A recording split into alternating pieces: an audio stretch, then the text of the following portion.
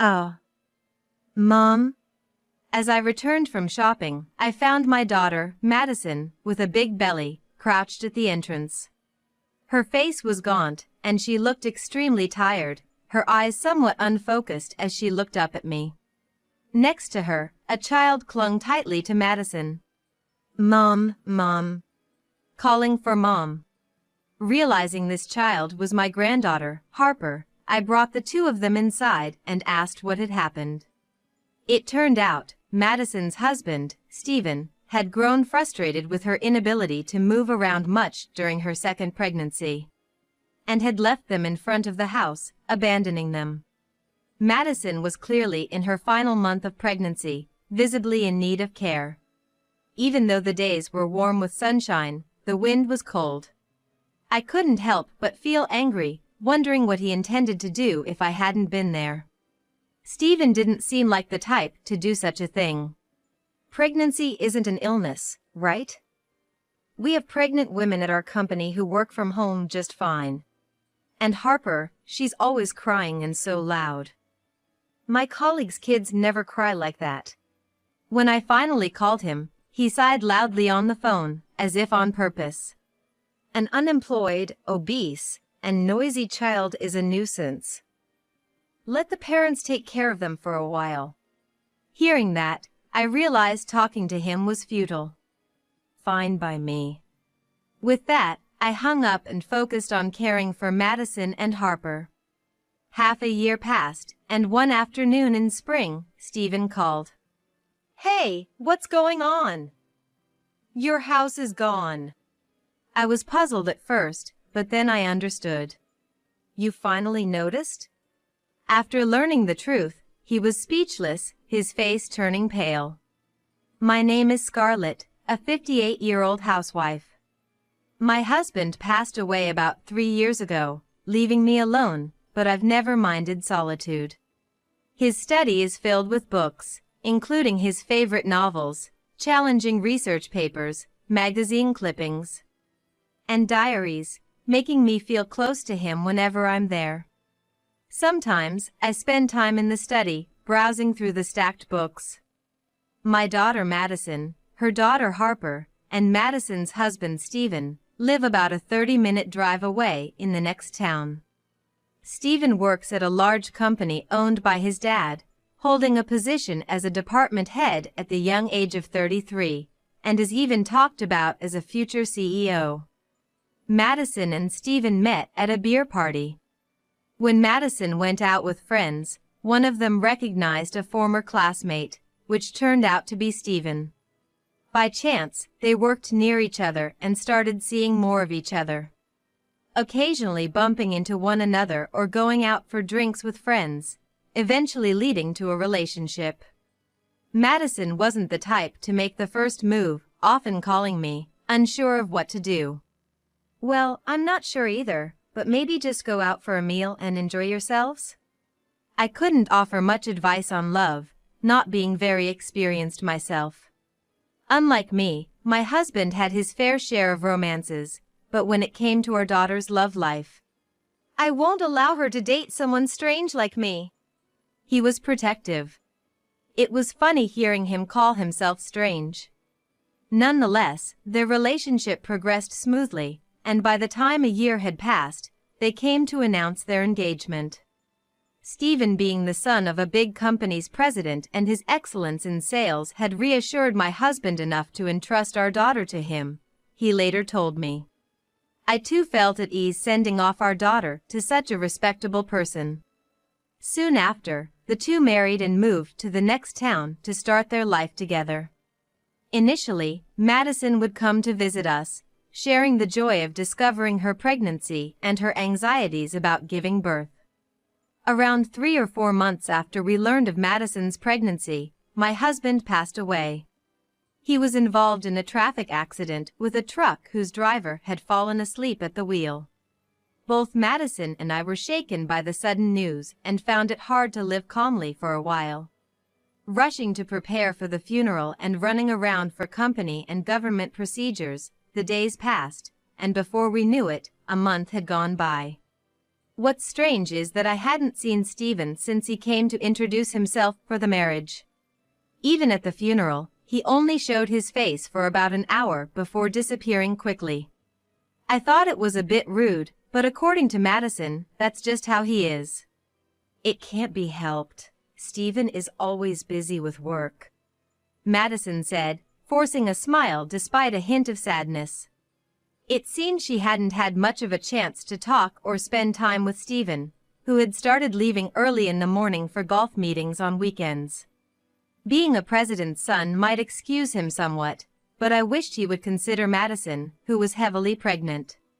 As summer came to an end, Madison returned to our home to give birth.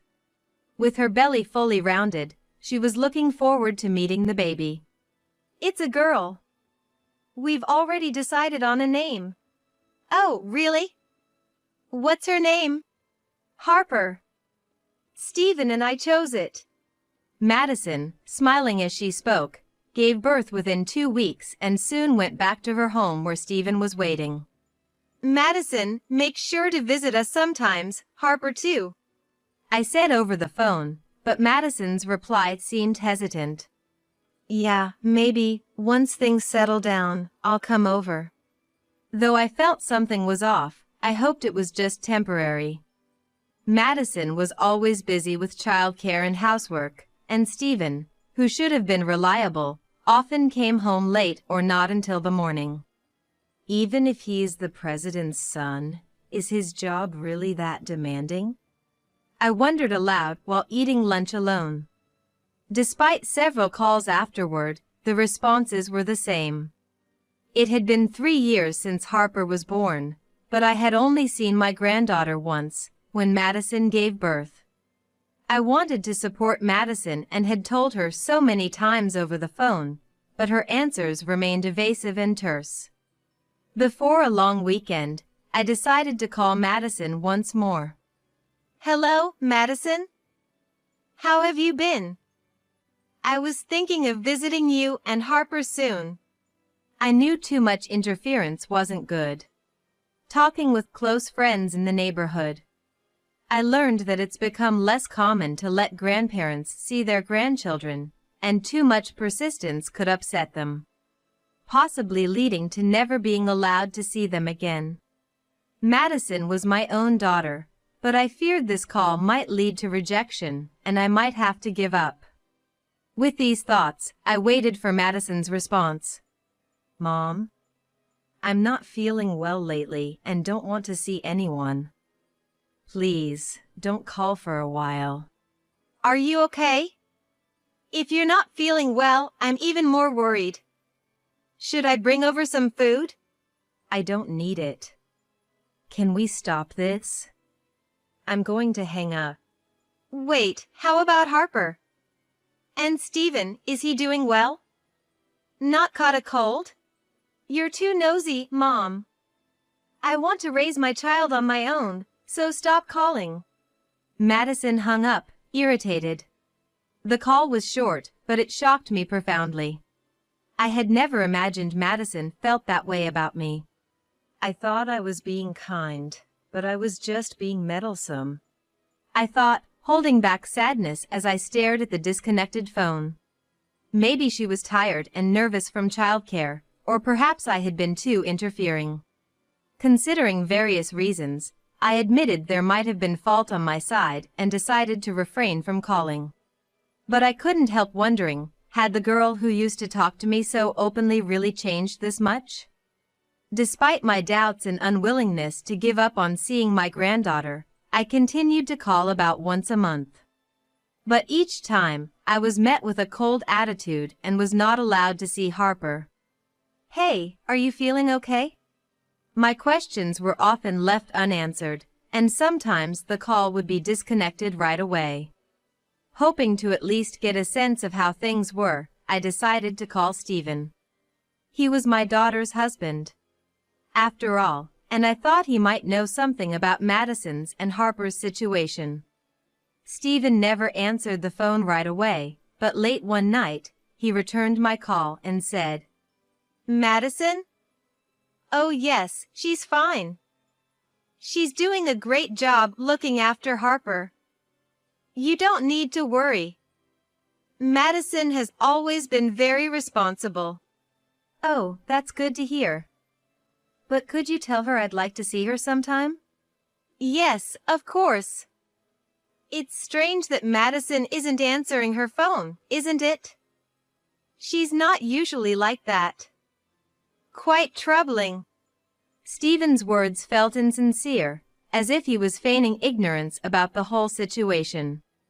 I felt a bit uneasy about his tone, but my suspicions were confirmed about a month after that call.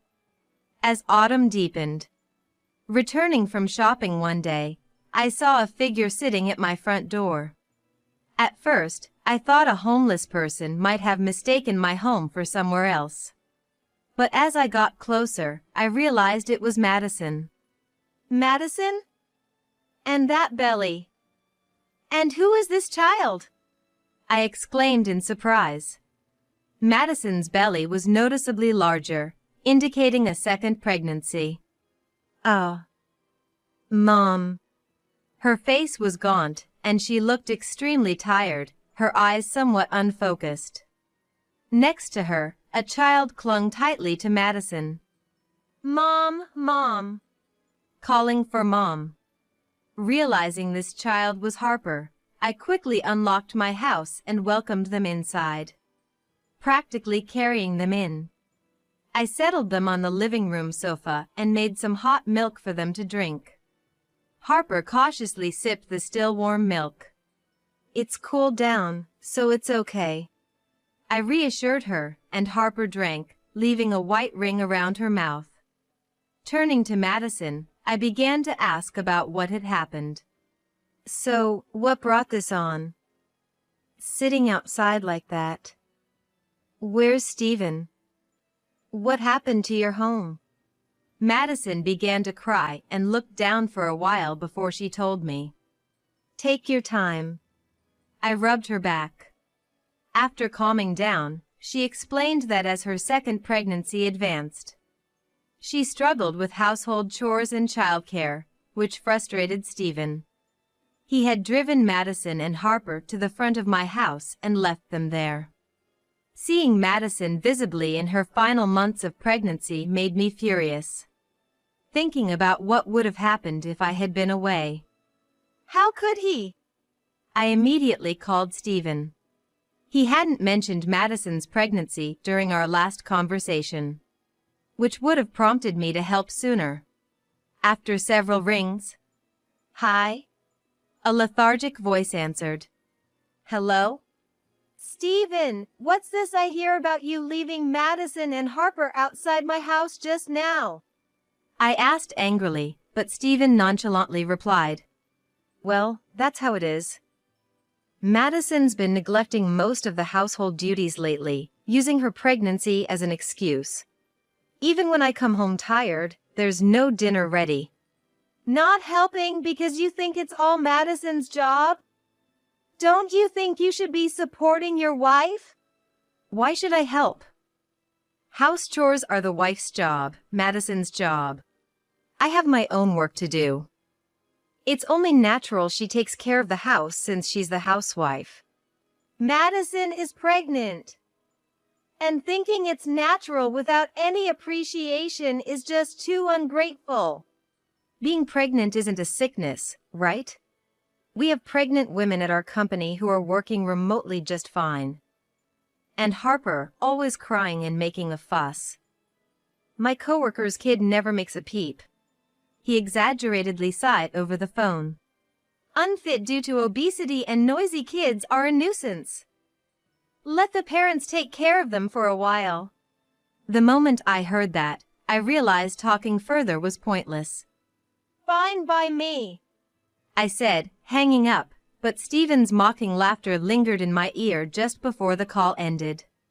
I managed to suppress my anger and frustration, focusing on what needed to be done. What needed to be done was taking care of Madison and Harper. Harper's clothes were stained, with food and juice spills turning into spots. Her hair also seemed to smell, so first, I decided to give Harper a bath. The spare clothes in the carry case were slightly dirty as well. We'll have to go shopping for clothes with Grandma tomorrow. 3-year-old Harper is talkative, chatting non-stop about her favorite foods, picture books, and characters from the kids' show she's currently obsessed with. Madison, on the other hand, seemed exhausted from being overworked by Stephen, barely able to move from the couch. I hurriedly prepared sheets, making up a bed in an empty room upstairs for Madison to rest. Her skin was rough, and her hair was in disarray, presenting a pitiable sight. Call me anytime if you need anything. I'll take care of Harper, so you just focus on resting, okay? Madison nodded and quickly fell asleep, seeming relieved. The following 1 to 2 weeks were spent nursing Madison back to health and taking care of Harper. However, spending time with my granddaughter, whom I had not been able to see until now, was very fulfilling and not at all burdensome. It was hard for me to be strict when Harper would beg. Buy it, please. It was hard for me to be strict with that voice. Eventually, as she began to recover, she started to open up about her past. Stephen was kind before we got married. He respected my opinions, and we would discuss even the smallest things together. Those were the happiest times. But then, she grew sadder. As soon as we got married, it was like he became a different person, issuing orders. You can't rely on your parents. You must do all the housework perfectly. I just took it all in.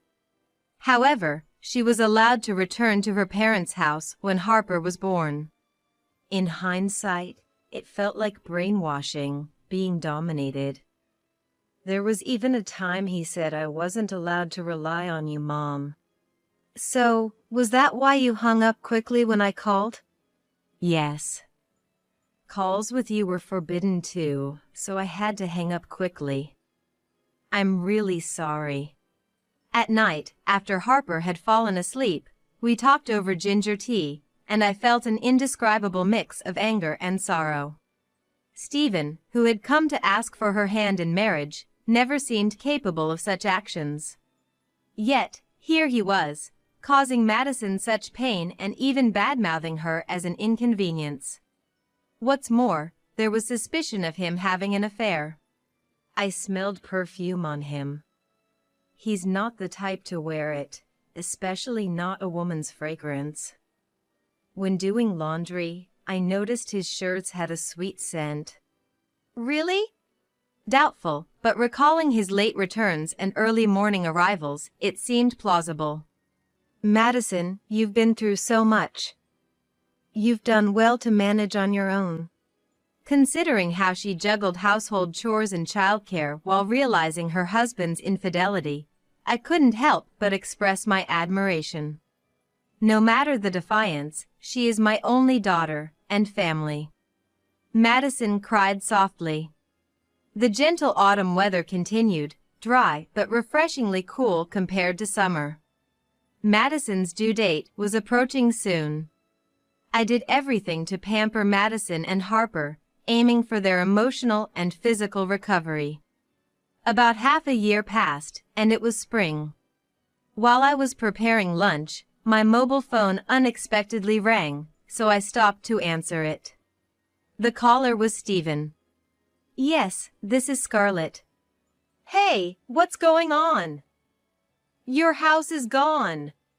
I was puzzled for a moment, but then quickly understood. Finally noticed, have you? I said with a half-smile. Stephen had come to pick up Madison, Harper, and the newborn, only to find the house gone, turned into an empty lot with a for sale sign posted. The move and the house demolition had been completed last month. And Stephen must have just arrived, smugly, only to realize for the first time that nothing was there, and panic called me. We moved. You've left the family to fend for themselves for half a year, leaving Madison, Harper, and the baby, all three, in my care, haven't you? Yeah. I came to pick them up now. Where are you? Came to pick them up, you say? Unfortunately, we've moved to a secure apartment, so telling you would be pointless. I'm not considering returning them to you. Don't joke with me. I told my parents I'd bring Harper and the baby over. Give me back the kids, at least. His way of talking about the kids as if they were objects disgusted me. That's a promise you made on your own. We have nothing to do with it, so we won't comply. I'm busy here, so if you don't mind. Just then, the baby started crying. Perhaps Stephen heard the cry over the phone. He muttered softly, "Oh." But I hung up without paying him any mind and rushed to change the baby's diaper.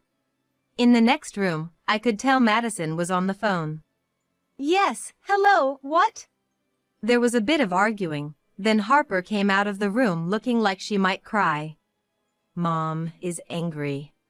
She came to me, frightened. It's okay.